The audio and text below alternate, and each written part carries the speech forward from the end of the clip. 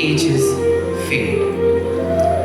From the dawn of creation, the universe has moved in a sacred cycle of truth and trials, faith and fall, devotion and destiny. This eternal journey of time is known as Yugantara, the transition of yugas. Yugantara is not just the passage of years, but the transformation of human values, consciousness, and dharma. With every yuga, the strength of righteousness changes, yet the divine promise remains unchanged. Whenever dharma declines, the divine incarnates to restore balance. This evening, we take you on a timeless journey through the four great ages of existence, from the purity of Satya Yuga through the trials of Treta and Dwapara to the realities of Kali Yuga.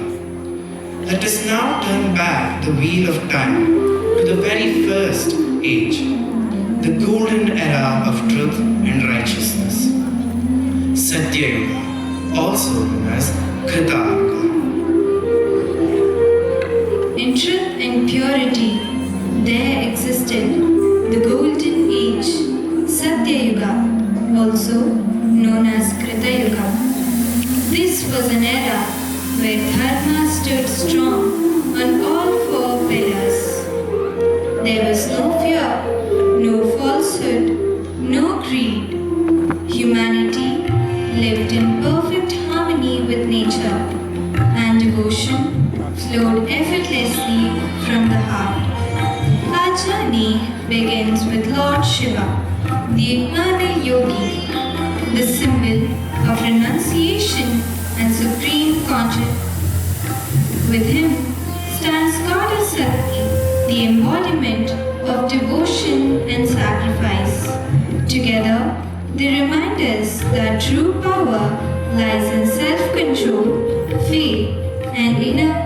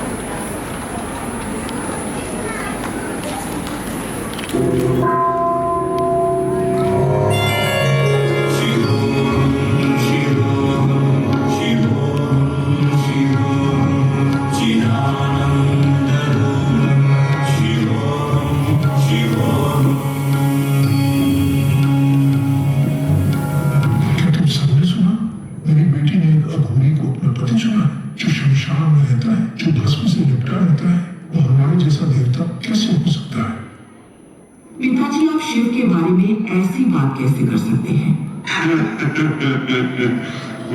क्या तुझे सच में लगता है कि शिव इस सलाह के योग्य है?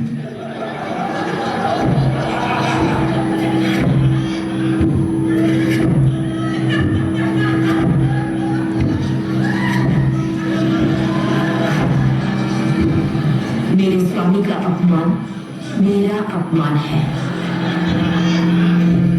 अगर तुम्हारा स्वामी ही तुम्हारा गौरव है तो तुम्हें स्वयं अपना अपमान चुना नहीं सकती।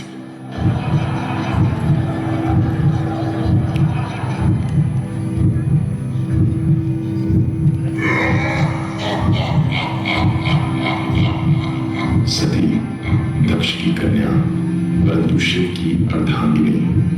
एक ओर पिता का अभिमान था, दूसरी ओर पति का अपमान, और इन दोनों के बीच खड़ी थी वो प्रेम की पराकाष्ठा। उस सभा में जहां उसे बुलाया नहीं गया था, वहां वो अपने स्वामी का सम्मान मांगने आई थी, पर जो उसे मिला वो था तिरस्कार, तुच्छता और मौन अपमान। पर सती कमजोर नहीं थी, वो अग्नि की ओर चली।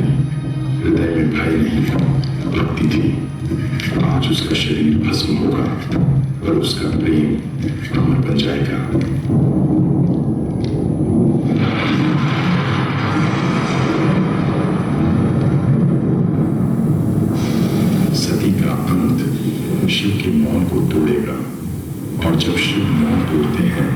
तब प्रकृति कांपती है, समय थम जाता है और संहार आरंभ होता है। सती का देह भस्म हुआ था और शिव का धैर्य अब भस्म होने को था। वो प्रेमी अब रक्षक नहीं रहा, अब वो संहारक है। वो केवल सती का पति नहीं, वो काल का देवता है, और जब काल जागता है तब ब्रह्मांड भी थर्राता है। हर ग्रह, हर तारा, हर लोक कांप उठा, क्योंकि शिव अब तांडव की ओर बढ़ रहे हैं। और जब तांडव होता है तब समय